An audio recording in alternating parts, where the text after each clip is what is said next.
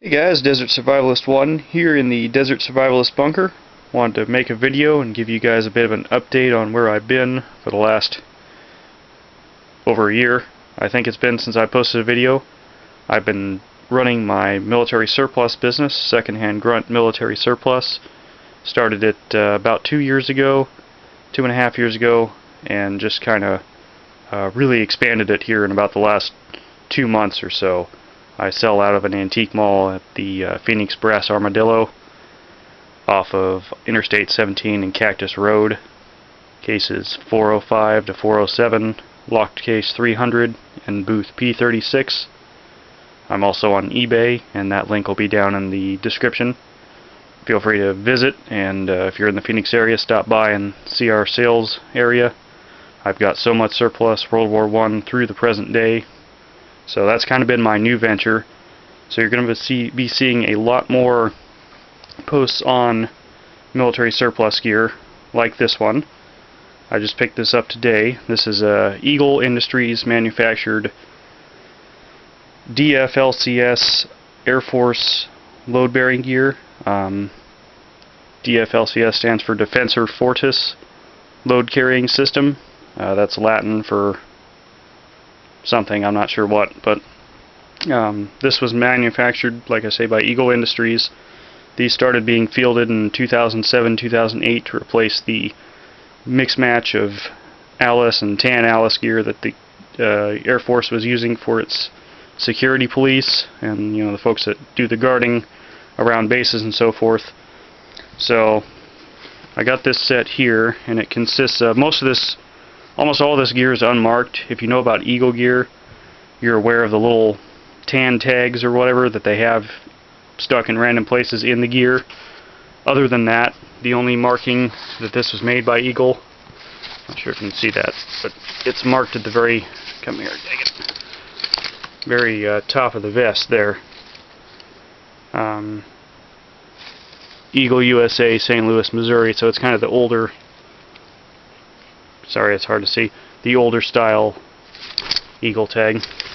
This vest here, it's kind of an H-harness concept with mole on the outside, kind of two halves with the mole. Then you've got the shoulder straps with 3 strips of mole, and on the back it's got a kind of a back panel, and what goes on here is a hydration carrier for your camelback, which I think extends all the way down to here and has webbing, mole webbing on it. I have an example, but it's tucked away God knows where. I have so much surplus in this place, it's not even funny.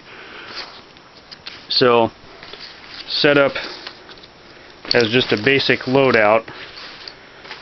We've got the medical first aid pouch, radio pouch. I'm not sure what type of radio they use, maybe PRC 148, 152, I'm not too sure. Maybe something lower tech.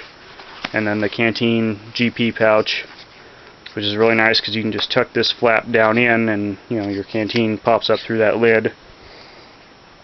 Why they have the canteen pouch and the camelback pouch, that's not pictured, but it goes on here, I don't know. But you can use this to store virtually anything else. Then on the other side, we've got the 9mm pouch and 2 separate double M4 mag pouches, and these are pretty similar to your standard M4 pouch. And then up top on the shoulder strap, I mounted the nice frag pouch. Now I did build this set. It came as it was with all the pouches and stuff, but I had to put them on the harness. So you've got your frag pouch there, a nice little shoulder pouch.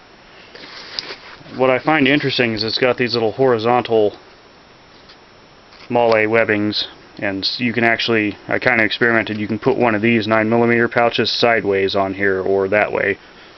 So you can put if you have multiple of them, and I think they were issued multiple, you can mount your Leatherman tool here, your Gerber tool, plus have your magazines in there.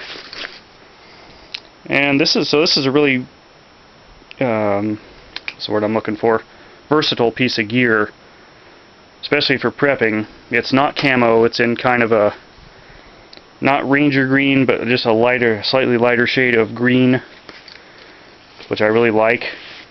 If you're in an area, you know, that's heavily forested, I would say this is probably your best bet over any of the multicam or the, you know, probably even the woodland camo or any of that, just because it'll blend in anywhere in a wide spectrum of different greens, from, you know, dense forest to kind of more swampy type stuff. You may want to color the buckles. They're in kind of a khaki shade.